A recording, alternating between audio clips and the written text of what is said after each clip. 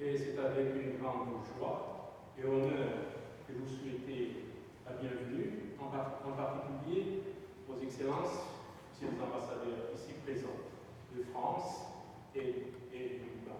Soyez les bienvenus. Et dans la foulée, notre invité principal, Alexandre, est également avec sa compagne. Soyez les bienvenus. Cette soirée a été organisée par notre Église en collaboration avec la Bibliothèque de Stockholm, l'Université de Stockholm. Bien entendu, nous l'avons organisée en tenant compte des recommandations du ministère de la Santé à cause de la pandémie. Donc, nous tenons à observer, disons, la recommandation. Le sujet de ce soir, il s'agit donc du Liban. Et le thème, c'est le Liban aujourd'hui et hier. Et il sera développé par notre ministre invité, M. Alexandre, et qui va nous parler donc de son œuvre littéraire, mais également de son pays. Un pays qui traverse également une situation très difficile au niveau politique et au niveau social. Et cela a été encore aggravé par l'explosion bombardée qui a pulvérisé le port de Beyrouth et qui a laissé une grande désolation.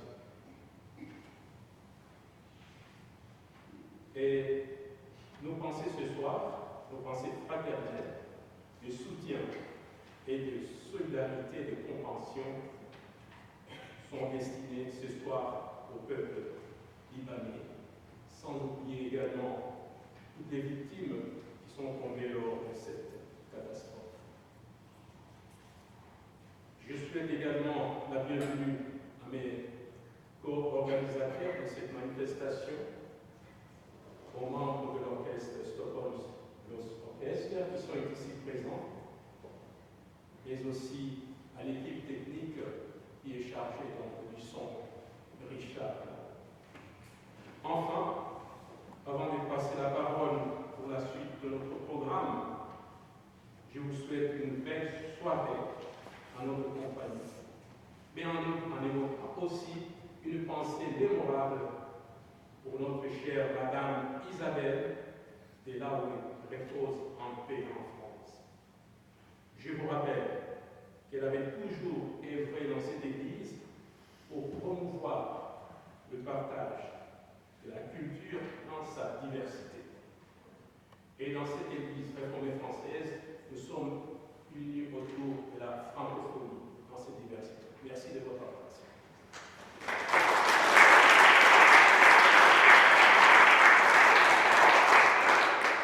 Merci Elie. Et ce que tu as dit sur votre amie Isabelle Ekström est tout à fait exact. Isabelle Ekström nous avait appris qu'on est toujours plus intelligent quand on est plusieurs, on est toujours plus humaniste quand on est plusieurs, et il est important d'avoir des passerelles entre les cultures, entre les langues. Et ça me fait extrêmement plaisir de vous voir tous avec des masques ou sans masque. Et avant de présenter Alexandre Najjar et Anna Kastel, je vous demande de faire ce que ma petite fille m'a appris. Elle me dit qu'elle a 5 ans, elle s'appelle Livia. Et Livia m'a dit, tu sais, ma vie, c'est quand même stupide ce corps-là. Et quand tu as envie d'embrasser quelqu'un, et ben, tu fais comme ça. Et vous allez faire ce que m'a appris Livia, ça fait énormément bien. Vous prenez vos bras.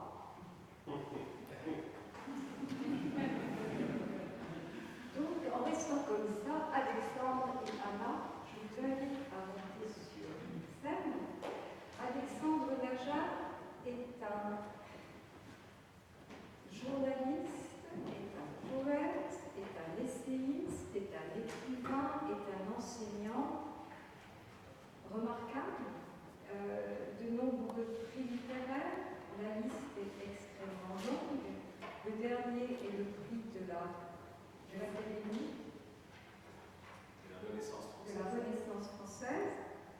Donc c'est un honneur de l'avoir avec nous ce soir. Anna Karlstedt est l'ancienne présidente de la Croix-Rouge suédoise et maintenant responsable de la formation des futurs enseignants en Suède, à l'Université de Stockholm. Et nous avons le plaisir de collaborer avec Anna à pas mal de projets pédagogiques, humanistes. La liste est aussi longue. Mais cette soirée n'aurait pas pu se faire en effet sans l'hospitalité de l'Église, de cette Église réformée, et l'excellente organisation de la bibliothèque. Et j'aimerais saluer Ida Westin, responsable de la bibliothèque de la ville de Stockholm, et peut-être préciser que grâce à Ida, nous avons eu la joie d'avoir des cercles littéraires, n'est-ce pas, et vous êtes là, et on espère bien pouvoir continuer avec de cette façon. Bien, mais je pense que j'ai assez parlé, et la parole est à vous.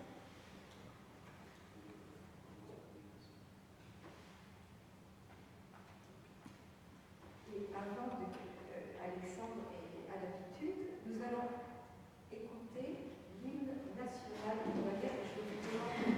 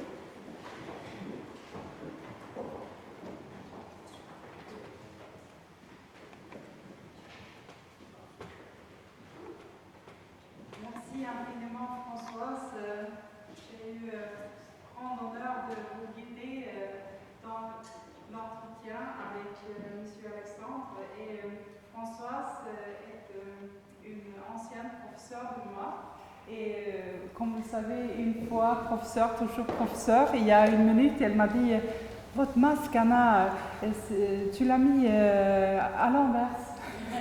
si tu le mets comme ça ne marche pas. » Ça, c'est vraiment... Et j'ai un autre ancien professeur dans la salle, M. Mats Forsgren, qui est le traducteur de M. Alexandre en Suède, pendant ici. Bienvenue tout le monde. J'aimerais commencer par... C'était prévu que ça peut se passer, donc on va essayer ça. Si ça ne marche pas, je vais parler plus haut. Plus haut, exactement.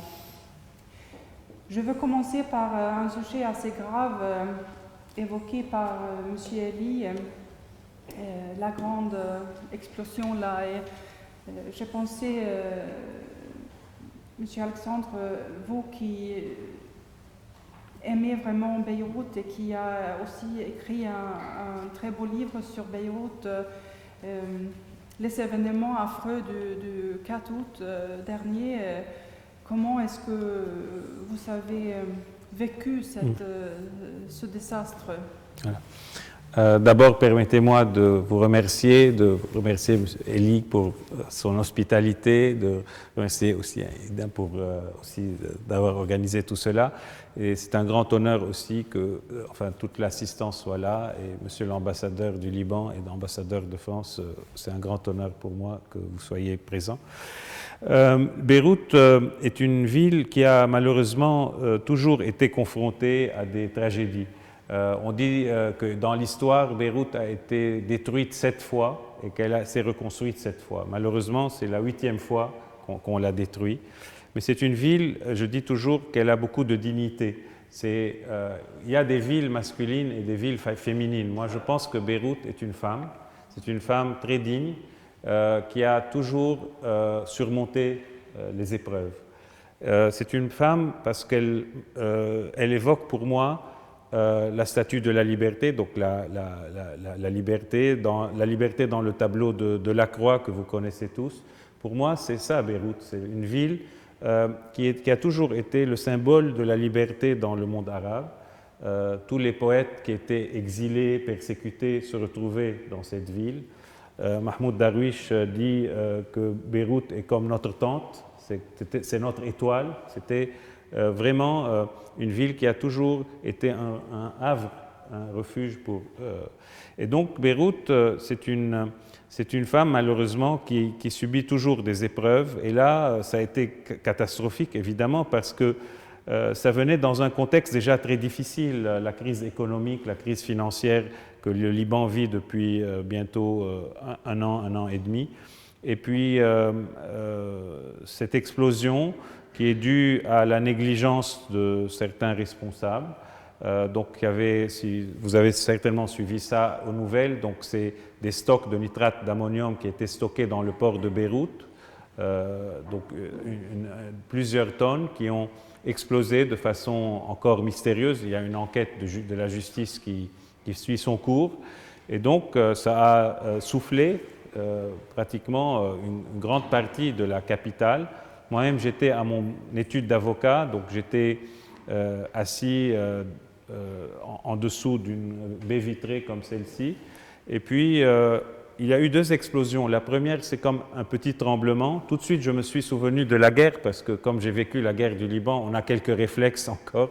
Je me suis tout de suite rué vers un couloir comme celui-ci. Et donc, c'était quoi? En quelques secondes. Et juste après, donc, cette baie vitrée est tombée là où j'étais assis. Et dans mon étude d'avocat, 2 autres avocats ont eu la même chose, c'est-à-dire on aurait pu être 3 morts dans cette étude d'avocat si on n'avait pas eu ce réflexe, cet instinct qui est venu qu'on a hérité de la guerre, de sortir de l'endroit et de nous réfugier dans un couloir. Moi-même, pendant la guerre, j'ai expérimenté malheureusement 2-3 explosions de ce genre, mais celle-ci, évidemment, on considère qu'elle est la 3e dans le monde au niveau de la puissance. Évidemment, il y a Hiroshima, Nagasaki, etc. C'est quelque chose d'hallucinant qui a complètement ravagé des quartiers. Surtout, ce qui nous a beaucoup choqué, c'est que par-delà les 200 morts, les 6000 blessés, ce sont les quartiers anciens. C'est un peu comme la ville ancienne, disons, à Stockholm. Imaginez qu'elle soit détruite. Donc, ce sont les quartiers de Gemaizé, de Markhayel, qui sont un peu le cœur de l'ancien Beyrouth. Et donc, ces quartiers-là, déjà, les immeubles sont fragiles puisqu'ils sont anciens. Et là, ils ont été complètement soufflés. Donc, ça a été une grande tragédie. Et malheureusement, elle a beaucoup démoralisé aussi la population parce que c'est un peu la catastrophe de trop. C'est un peu, on a senti que les gens déjà étaient abattus et c'est venu comme ça. Mais je suis confiant que avec notre jeunesse, le Libanais a toujours été très résistant. Et je pense qu'une fois de plus, il va s'en sortir. Mais là, je crois qu'il y a des responsables qui doivent être châtiés. Ce n'est pas possible qu'un crime comme ça, ou une négligence criminelle, disons, soit passé sous silence. Il faut que la justice vraiment suivre son cours et j'espère que dans les semaines à venir, on en saura plus sur les circonstances, qui a stocké ça pendant 6-7 ans de façon complètement irresponsable et qu'on ait pu quand même détruire une ville par cette négligence. C'est incroyable quand même. Et quand on parle de cette résistance, je voulais vous demander, vous décrivez aussi dans le livre qui s'appelle justement Le roman de Beyrouth, un peu sur ces stratégies qu'on retrouve toujours, même si on vit des catastrophes incroyables, qu'on réussit toujours à trouver des stratégies, mais pas seulement de continuer, mais aussi de co-vivre ensemble. Oui, c'est quelque c'est chose vrai. qui m'a vraiment frappé quand j'ai voyagé au Liban avec la Croix-Rouge libanaise en 2016. Quand on m'a montré des différentes stratégies pour réussir à travailler ensemble, malgré aussi une histoire commune très très complexe et aussi plein de, comme vous dites, des choses difficiles. Je me souviens d'un homme qui était responsable de toutes les opérations dans les grands camps de réfugiés, par exemple en Liban. Il m'a expliqué qu'on trouve dans la Croix-Rouge libanaise des noms, des codes pour ne pas savoir de quel quartier on vient, de quelle religion ou non on vient, de quelle famille on vient, de quel groupe on vient.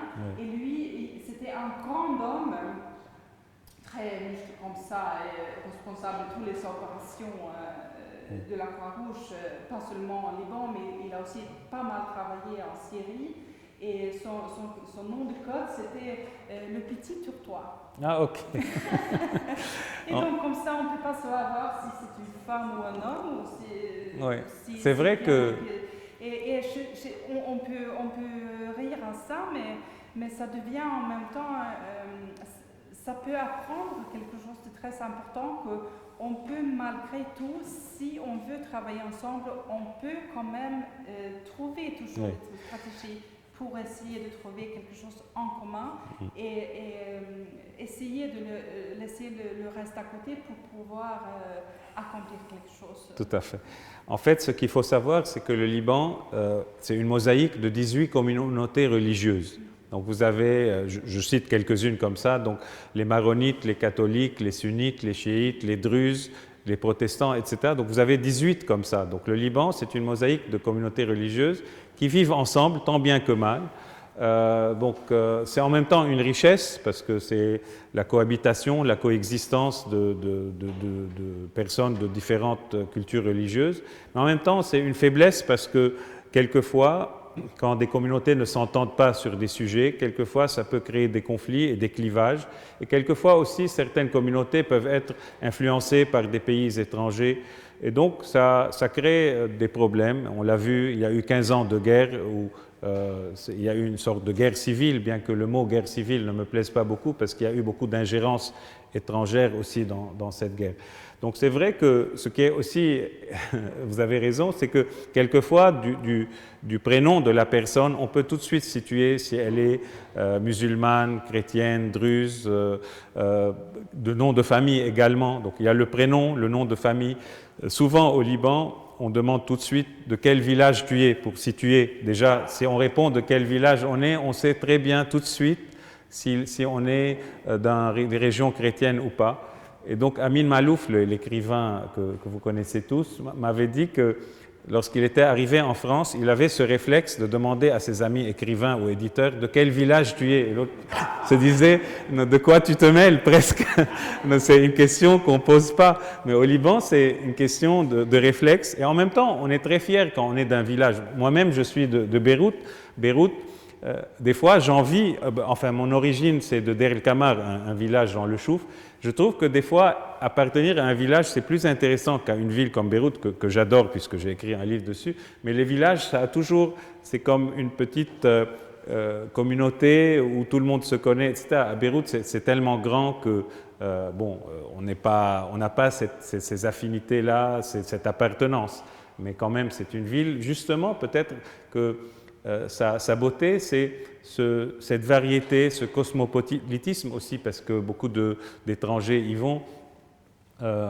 Et c'est une ville très attachante parce que chaque quartier a un cachet spécial. Par exemple, le cachet malheureusement qui a été détruit, c'est un cachet un peu ancien. Il y a un autre quartier qui est, par exemple, où c'est le centre-ville de Beyrouth, par exemple, qui est différent. Il y a un quartier qui est plus populaire. Donc, il y a une grande variété. Et aussi, il y a une petite anarchie qui fait plaisir aux Suédois qui visitent le pays. J'ai un ami suédois qui m'a dit « J'adore quand je viens au Liban parce que, par exemple, pour trouver un endroit, il faut demander la destination et on lui dit c'est la 3e rue à gauche, à côté de l'arbre, en dessous. Donc, il n'y a pas de numéro comme ici. Il me dit « Des fois, j'ai envie, parce qu'en Suède, tout est bien organisé, des fois, l'anarchie fait du bien. » Et il trouve que le côté dans Beyrouth, qui n'est pas toujours très bien organisé, c'est une sorte de bouffée d'oxygène comme ça, d'être. Et donc c'est une ville très spéciale parce qu'aussi l'Orient et l'Occident cohabitent, la tradition, la modernité, aussi la mer et la montagne. Quand on est à Beyrouth, on voit la montagne juste à côté. Donc c'est vraiment une ville médiane entre tout ça, une ville qui réunit toutes les communautés. Et le Liban, comme je l'ai dit, on connaît tous cette fameuse phrase de Jean-Paul II qui disait que le Liban est plus qu'un pays, c'est un message. Et c'est vrai que c'est un message de coexistence, mais malheureusement qui a été quelquefois malmené, ce message, par des conflits, parce que la cohabitation n'est pas toujours facile. Et comme je l'ai dit, il y a des fois des partis qui ont des intérêts, qui ne pensent pas toujours dans l'intérêt du pays et qui pensent plus d'un point de vue communautaire. Et on arrive à des situations quelquefois complexes ou conflictuelles. Et pour un pays comme Suède, je sais que vous aimez la Suède beaucoup aussi, vous êtes venu à plusieurs reprises, mais un petit pays comme ça, si on compare, je pense que le Liban, c'est la surface de Scanie, donc très petit quand on parle de la surface, et la Suède, c'est un peu l'inverse, une vaste surface. Oui, mais c'est pas. Mais la différence n'est pas seulement ici. C'est en fait, moi je trouve que la Suède, c'est l'anti-Liban dans le bon côté et le mauvais côté. Par exemple, la Suède est un pays qui m'a toujours fasciné. D'ailleurs, j'ai écrit un livre, Les Anges de Millesgarden, à propos de la Suède. Et ce qui m'a beaucoup étonné, c'est de voir que dans beaucoup de choses qui ne marchent pas au Liban, elles marchent en Suède. Et inversement, par exemple, le rapport un peu, par exemple, ce que j'ai dit, un peu ce côté un peu, peut-être pas anarchique, mais un peu, disons, convivial, comme ça. Quelquefois, ça peut manquer dans des pays, pas seulement en Suède, mais dans beaucoup de pays.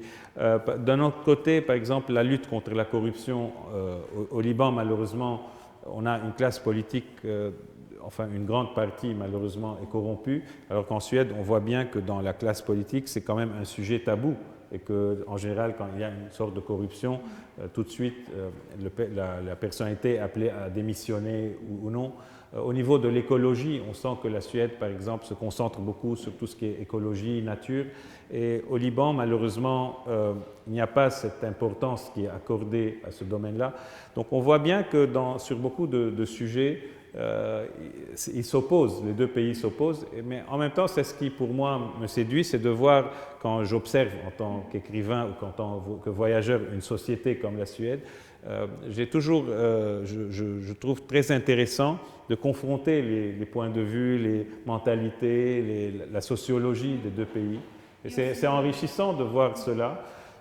Mais en même temps, un Suédois qui débarque à Beyrouth, je vous ai dit, déjà rien que pour trouver une adresse, on sent qu'on est complètement perdu. Donc ce sont deux pays très différents, mais ça fait du bien aussi des fois de se plonger dans une société très différente pour justement confronter nos expériences. Et comme ça, on peut mettre peut-être des choses en relief aussi. Oui, tout à fait. Parce que si je peux enchaîner là sur la capacité de trouver une résistance, mais aussi résoudre des problèmes parce que là, je trouve que la Suède a beaucoup à apprendre parce que ici, il se passe presque rien depuis 200 ans. Pas de guerre, vraiment, pas vraiment des famines, pas vraiment des grands cataclysmes naturels, etc. Donc, si quelque chose arrive ici, on a vraiment du mal à... Oui, on panique un peu. On n'a pas de stratégie en place, etc. Et en même temps, bien sûr, on est extrêmement heureuse que presque rien... D'ailleurs, ça me rappelle une chose. Oui. Ça me rappelle que lorsque mon livre « L'école de la guerre » a été traduit en suédois, Françoise l'a donné à ses étudiants à l'école, ses élèves à l'école, et ils m'ont écrit chacun par la suite pour me dire ce qu'ils avaient ressenti en lisant ça. Et tous avaient un peu ce même réflexe de dire, ça nous a intéressé de voir comment un enfant vit la guerre, alors que nous, on n'a jamais connu la guerre, ni même nos parents, plus ou moins, sauf peut-être, mais que c'est un pays qui est en paix, heureusement. Mais c'est intéressant pour nous de voir comment un enfant qui avait notre âge à l'époque de la guerre du Liban, comment il a pu survivre à ces problèmes. Et c'était pour eux, tu te rappelles, c'était très intéressant de voir pour eux l'approche de dire on compare la paix dans laquelle nous vivons à un pays instable où on est tout le temps confronté à des problèmes et qu'en même temps c'est un enfant de mon âge qui a peut-être les mêmes préoccupations que moi, mais qui est dans un contexte qui est hostile, qui est difficile, alors que moi j'ai la chance. Et donc cette empathie que ce livre a créé pour eux, ou cet intérêt de voir comment un autre enfant interagit, c'était intéressant. Et pratiquement toutes les lettres que j'ai reçues, c'était sur ça. Si on peut rester un peu avec ce livre traduit par Mats Forsgren en suédois, ça reste un des rares livres sur la guerre, en effet. Surtout vu par un enfant. En fait, il y a eu quelques livres. Oui. Cette perspective a manqué en quelque sorte avant ce livre. En fait, il y a eu des essais sur la guerre du Liban, ça c'est autre chose. Mais au niveau du roman, il y a eu quelques livres importants comme Elias Khouri, Hassan Daoud, Hanan Sheikh, Hoda Barakat, mais aucun n'était, tous sont des écrivains beaucoup plus âgés que moi. Donc j'étais le seul écrivain à l'époque à être adolescent. Donc j'ai écrit, les notes que j'avais prises, j'avais 17, 18 ans. Et donc quand la guerre est finie, j'ai écrit ce que j'ai enduré en tant qu'enfant et adolescent. Donc c'est un des rares, c'est peut-être le seul livre sur la guerre du Liban, mais vu à travers les yeux d'un enfant ou un adolescent.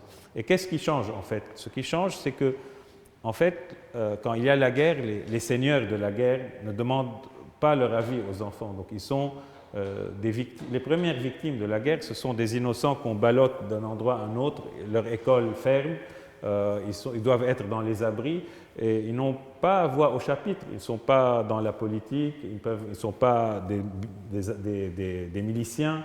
Donc ce sont vraiment, on leur confisque même le droit à la parole. Et donc ce livre, c'est une sorte de revanche pour moi de témoigner, c'est-à-dire de dire ce que nous avons vécu, de redonner aux enfants que nous étions le droit à la parole, de dire ce que nous avons vécu. Et en même temps, un enfant a cette faculté quelquefois de se créer une bulle, de voir les choses, de se créer un monde parallèle, loin des tourments de la guerre, des horreurs de la guerre. Et dans cette bulle, il se crée un monde à lui où il est heureux, où il fait abstraction de tout ce qui se passe. Et en même temps, quand ils sont plusieurs, les enfants, moi je raconte par exemple dans le chapitre qui s'appelle « L'abri », comment il n'y avait pas d'abri vraiment, on s'est réfugié dans un cinéma. Mais dans les coulisses du cinéma, qui servaient aussi de théâtre, on a trouvé beaucoup de vêtements, de costumes d'acteurs. Donc on s'est mis à les porter, à faire des pièces de théâtre dans le cinéma, alors que les obus tombaient au-dessus de nous. Donc les parents étaient à la radio en train d'écouter les dernières nouvelles, et nous on faisait du théâtre dans les coulisses de ce cinéma. Et donc on se dit comment les enfants étaient inconscients comme ça, mais en fait c'était leur façon de se blinder contre, c'est une stratégie de défense. Voilà, donc c'est pour ça que ce livre a bien marché, enfin il a été traduit dans beaucoup de langues, parce que c'est un point de vue un peu spécial qu'on voit, c'est un peu toute proportion gardée évidemment, comme le journal d'Anne Frank qui raconte son calvaire sous l'occupation nazie. C'est aussi un enfant qui est une adolescente. Donc c'est un peu le pendant libanais, mais évidemment toute proportion gardée. Voilà. Et en parlant des parents, vous avez écrit dans plusieurs livres, mais aussi dans des biographies sur vos parents, qu'ils sont extrêmement importants pour vous, oui, c'est vrai. Pas seulement survivre, mais aussi vivre. Est-ce que vous voulez partager ça un peu Oui, avec nous? Je crois que les parents libanais, les mamans en particulier, ont joué un rôle considérable pendant la guerre. Elles essayaient toujours de protéger leurs enfants, de leur faire croire justement que moi, ma maman, au début, me disait « Ne t'en fais pas, ce sont des feux d'artifice », alors que les obus tombaient. Je me disais « C'est quoi ces feux d'artifice ?» Donc, je n'étais pas inquiet parce que je me disais « C'est la fête ». Et puis après, je sortais dans la rue, je voyais que tout était détruit. Je disais « C'est quoi ces feux d'artifice ?» Et elle a été très courageuse, bien sûr, parce qu'on a dû partir plusieurs fois d'un endroit à un autre. Chaque fois que l'endroit où on allait se réfugier, c'était bombardé, donc on devait traverser. Donc pour une maman, surtout qu'on était une grande famille, donc on est 6 enfants, dont 2 fois des jumeaux. Donc maman a eu 6 enfants en 4 ans. Et donc sous cette famille, imaginez en temps de guerre, vous êtes responsable déjà d'un enfant, c'est terrible, 6 enfants que vous devez transporter comme ça. Des fois, une fois par exemple, parce que mon père ne conduisait pas, on était tous les 6 dans la voiture et elle devait franchir d'une région à une autre qui était sous les bombardements. Et donc je me dis comment elle avait eu ce courage de passer d'un endroit à un autre. Donc c'est vrai que les mères du Liban ont joué un rôle extraordinaire pour certaines, évidemment, ont eu des enfants tués, blessés. C'est encore pire pour elles aussi comme épreuve. Et les pères aussi, évidemment, parce que la plupart n'avaient plus de travail, donc ils devaient aussi continuer à assurer la survie de la famille, il avait la responsabilité. Donc c'est pour cela que j'ai tenu à rendre hommage à mes parents à travers 2 récits, l'un qui s'appelle Mimosa, c'était le surnom de ma maman, et l'autre, Le silence du ténor, parce que mon père était avocat, donc le ténor, c'est le surnom qu'on donne aux grands avocats. Et donc, ce sont 2 livres qui se répondent un peu. Donc, j'ai consacré à chacun un livre. Mais en même temps, ce n'est pas ma maman et mon papa, c'est un peu... ma mère symbolise toutes les mamans du Liban et mon père aussi. Mon père, bon, il y a aussi cette éducation un peu sévère qu'on avait autrefois, qui n'existe plus aujourd'hui. Mais en même temps, quelqu'un de très ouvert d'esprit, très francophone, très cultivé, qui m'a donné l'envie de lire de l'histoire, de l'intérêt pour l'histoire. Et ma mère également, je me souviens, le premier livre que j'avais comme ça écrit à l'âge de 9 ans, elle avait tapé à la machine à écrire, elle avait demandé à un de mes frères qui dessine bien de faire les photos, les illustrations. J'étais tout content d'avoir ce livre. Et je me souviens très bien... lorsque j'ai eu ce manuscrit entre les mains, donc un livre tapé, je me suis mis à rêver, je me suis dit je vais le publier. Et j'appelle un éditeur au téléphone.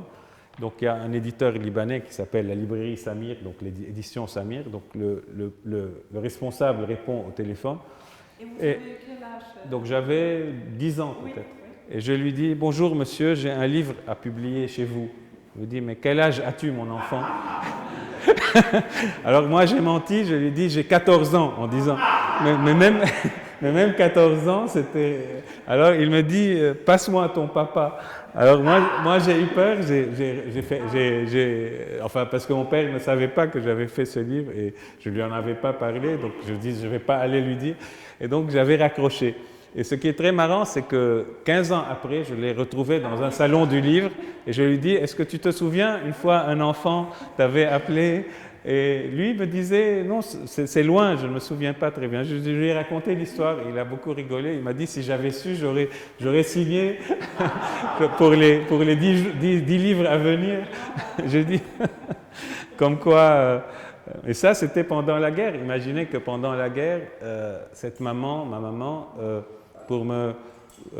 pour m'encourager à ne pas rester, à ne rien faire parce qu'il n'y avait pas l'école, donc elle m'encourageait à écrire et elle a pris la peine de taper. Et elle ne tapait pas très bien, c'était une touche à la fois, ça lui a pris un temps fou, mais c'était juste parce qu'elle sentait que comme elle sentait que j'avais cette passion de l'écriture, de la lecture, donc pour m'encourager. Voilà. J'ai pensé que on va écouter maintenant deux pièces musiques. Françoise va les présenter. Françoise. Oui.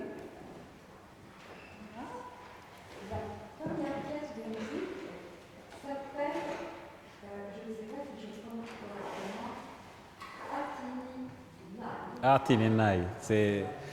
Donc c'est un poème de Gibran, Khalil Gibran, l'auteur du livre Le Prophète, donc qui a été mis en musique et chanté par la grande cantatrice Fayrouz. Donc là, on n'a pas la voix de Fayrouz, hélas, mais on a un très bel orchestre qui va nous restituer cette musique. Et l'arrangement, justement, de ce chant a été fait par Niklas Witz, le chef d'orchestre lui-même. Voilà. Ensuite, nous aurons un deuxième chant, un chant traditionnel. Donc, encore une fois, pour la prononciation, Hala, Lala, Laya. Halla layla alayya. L'arabe est dur, hein, ne vous en faites pas. Ce chant traditionnel, l'arrangement a été fait par le tubaliste de l'orchestre, Olaf Gordon. Voilà. Merci.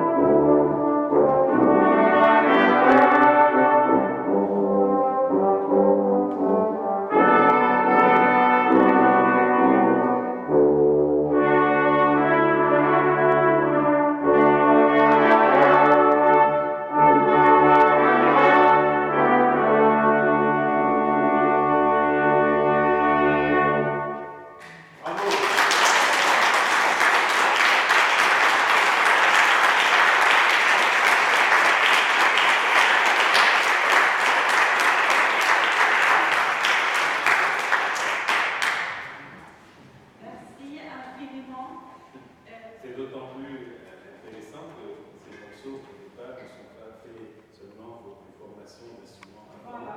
Ils ont pu la transformer avec ces instruments avant, alors que normalement c'est plus pour piano, etc. Donc c'est vraiment ils ont bien relevé le défi.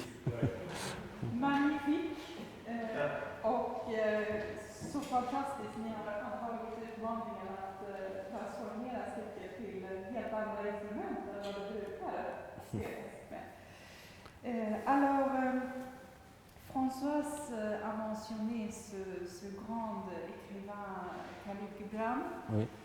Je prononce en suédois là. Oui. Je suis Non, ça va. désolée. Surtout son œuvre Le Prophète est bien sûr très aimé dans le monde entier, mais il est aussi très grand en Suède. Mais bien sûr, il est mort maintenant depuis 90 ans, mais il reste toujours très important. Hein. Et je pense que plusieurs personnes ici, on a récité ce grand écrivain pour les baptêmes ou les mariages ou les funérailles même. Et ma belle-mère, elle a récité lui quand je me suis mariée il y a presque 30 ans maintenant.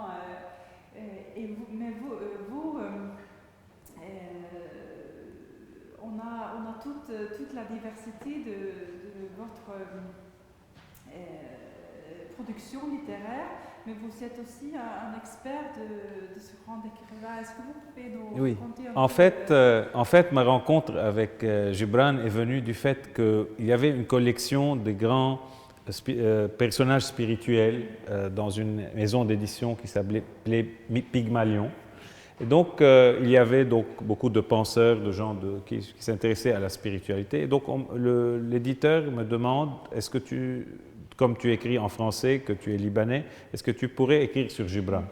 Je lui dis, je connais Gibran, mais pas au point d'écrire un livre, mais je peux, si tu me donnes du temps, je vais me plonger dans son œuvre et essayer de voir si je peux le faire. Et effectivement, pendant plus d'1 an, j'ai lu toute l'œuvre de Gibran, tout sur Gibran, et je sentis que ce personnage était vraiment un génie et que tout ce qu'il écrivait me parlait, m'interpellait, et qu'il était extrêmement visionnaire aussi. Ce qu'il a dit sur le monde arabe, ce qu'il a dit sur beaucoup de sujets, s'était révélé exact. Et donc je me suis dit, et en même temps il y avait chez lui deux facettes. Il a écrit en arabe et en anglais. Et il est traduit dans 101 langues. 101. Moi, je croyais que c'était une soixantaine, mais depuis, c'est devenu 101 langues. C'est incroyable. Et aujourd'hui encore, ces livres sont publiés à beaucoup d'exemplaires. Rien qu'en France, il y a 15 traductions différentes du livre Le Prophète. Donc, les Beatles, dans une de leurs chansons qui s'appelle Julia, l'ont cité. John Kennedy, dans un discours, cette fameuse phrase « Ne demandez pas ce qu'un pays peut faire pour vous, demandez-vous ce que vous pouvez faire pour votre pays ». Donc c'est un discours de John Kennedy, c'était une phrase de Gibran. Donc c'est quand même un personnage universel. Donc dans ses écrits en arabe, il est extrêmement révolté. Donc il se révolte contre tout ce qui empêche le monde arabe d'évoluer. Donc on sent qu'il y a une révolte très forte. Et dans ses écrits anglais, parce qu'il a vécu à Boston et New York, on sent qu'il est beaucoup plus apaisé. Ce sont des livres d'une grande spiritualité. Donc on a les deux Gibran qui se complètent en fait. C'est en même temps la révolte et l'apaisement, la spiritualité. Et en même temps, c'était un écrivain et un peintre. Et souvent dans les livres qu'il publiait, il y avait des illustrations faites par lui, notamment dans Le Prophète, il y a des illustrations, des tableaux. Et donc aussi, c'était deux mondes qui se complétaient. Quelqu'un m'a dit une fois que Gibran peint avec les mots. En fait, ce qu'il voulait dire par là, c'est qu'on retrouve ses propos, ses symboles dans sa peinture. Donc c'est une peinture très symbolique. Et il a fait d'ailleurs 2 ans à Paris. C'est là où il s'est perfectionné en peinture et où il a découvert aussi beaucoup d'auteurs français. Et il a toujours pensé que Paris l'a beaucoup transformé positivement lorsqu'il est rentré à Boston, à tel point d'ailleurs que quand il est rentré de Paris à Boston, il a trouvé que Boston était trop petit et il est allé à New York. Il a senti qu'après Paris, Boston c'était un village presque. Et donc, Gibran a écrit beaucoup de textes, à la fois donc, des articles de presse, Le Prophète qui est son chef-d'œuvre, qui comporte beaucoup de leçons de vie, des leçons d'espoir. Il a écrit aussi des sortes de fables ou de contes qui sont aussi très expressifs. Il a écrit des aphorismes dans un livre qui s'appelle Le sable et l'écume. Il a écrit un livre sur Jésus qui est très intéressant parce que c'est Jésus vu à travers presque 70 personnages, chacun, des personnages réels ou imaginaires, chacun pense ce qui est Jésus pour lui. Est-ce que c'était un Dieu, c'était un homme, est-ce qu'il l'aimait ou pas? Donc c'est très intéressant, ça s'appelle Jésus, fils de l'homme. Donc c'est un personnage qui n'a pas vécu longtemps, mais son œuvre est restée et aujourd'hui encore, comme je l'ai dit, elle est traduite dans beaucoup de langues et son message reste d'actualité. Et c'est pour cela aujourd'hui que pour tous les âges, un peu comme Le Petit Prince de Saint-Exupéry, on peut le lire à tout âge et chaque fois découvrir des choses intéressantes. Moi, par exemple, vous avez parlé du mariage des enfants, par exemple, le texte sur l'amour est extraordinaire. Il a su condenser une grande sagesse dans des phrases, des textes très poétiques. Et si on le lit en anglais, il y a aussi une musicalité extraordinaire qu'on ne retrouve pas toujours dans les traductions. Donc j'invite ceux qui peuvent lire en anglais de le lire dans la langue originale parce qu'il y a une grande musicalité dans ces vers. Donc, et aussi que le texte, en quelque sorte, se transforme selon sa propre situation. Exactement, en vie. tout à fait. Si on tout à fait. se trouve en deuil ou si on Exactement. se trouve en joie ou si on... Tout à fait. Je vous donne un petit exemple aussi. Une fois à Paris, je devais faire une conférence à Rouen sur Gibran. Et je descends de l'avion en me disant comment je vais commencer ma conférence. Je monte dans un taxi et c'est un Camerounais qui conduit. Je le trouve un peu... il me demande de quel pays tu viens. Je lui dis du Liban. Il ouvre le tableau de bord et il sort Le Prophète de Gibran. Il me dit voilà mon livre de chevet. Je dis mais qui te l'a donné? Il m'a dit une fois j'avais une passagère dans mon taxi qui était brésilienne.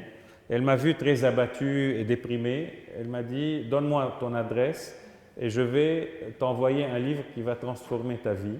Et elle lui a envoyé ce livre. Et donc pour moi le début de la conférence était tout trouvé. Je leur ai dit un Camerounais à Paris qui lit Gibran grâce à une Brésilienne, ça montre l'universalité du personnage qui touche tout le monde finalement.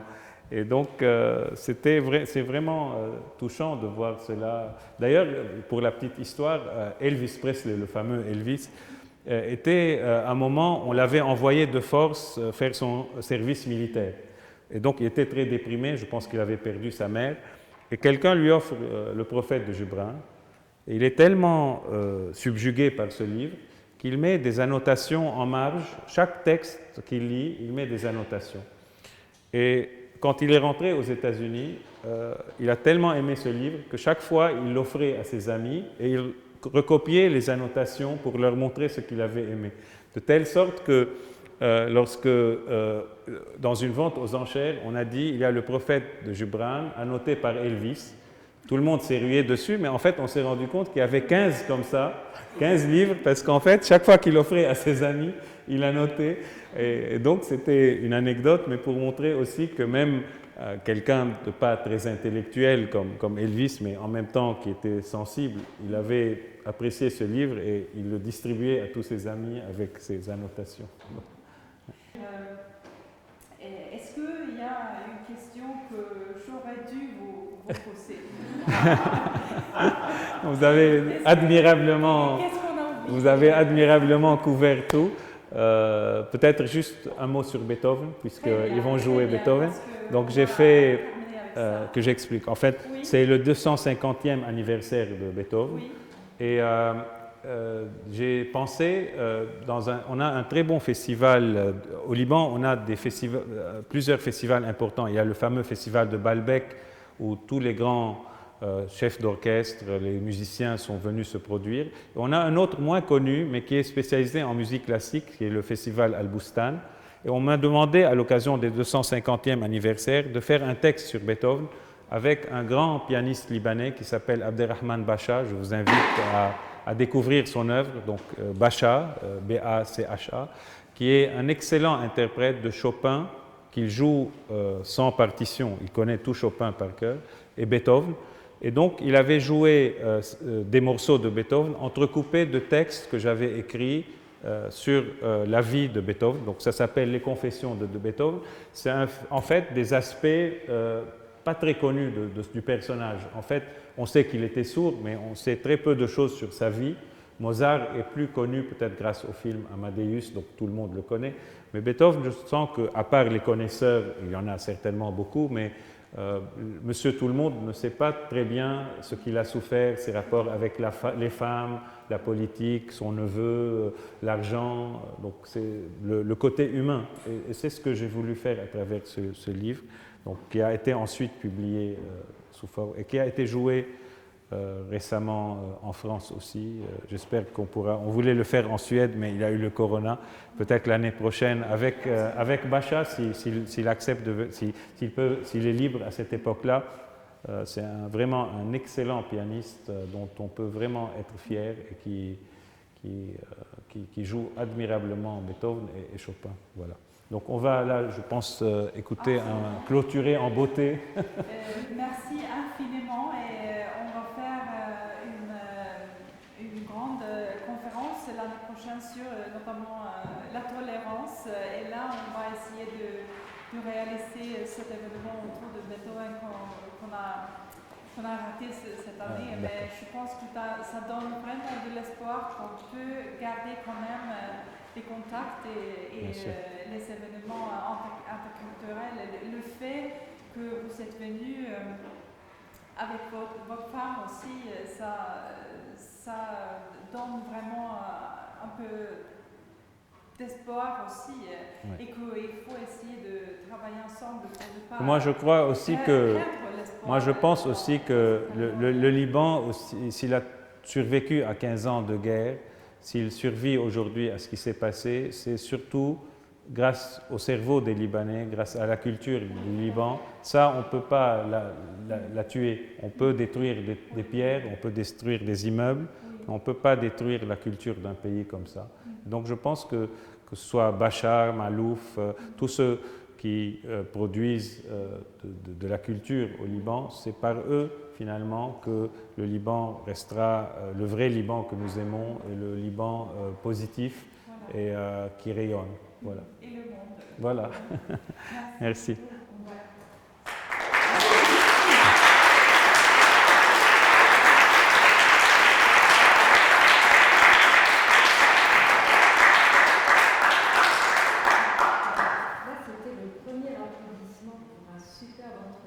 Merci beaucoup. Un grand merci pour la bienveillance et la précision de vos pensées et la justesse. Un grand merci. Merci à toi d'abord.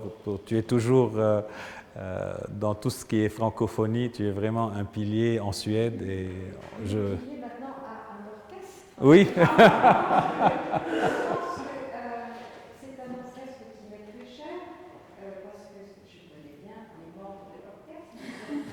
Surtout un des membres. C'est son.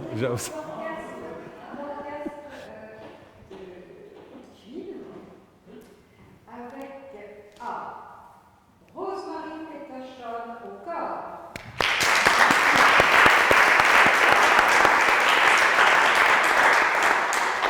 Anne Malm, trombone.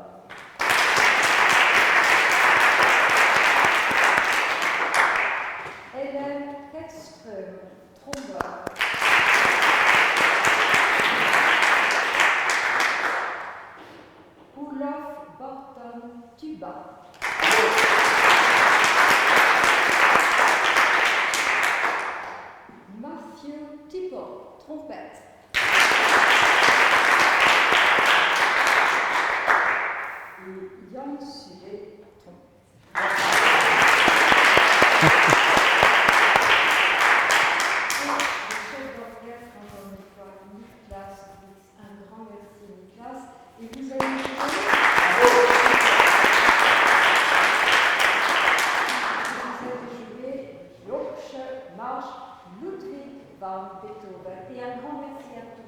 Merci.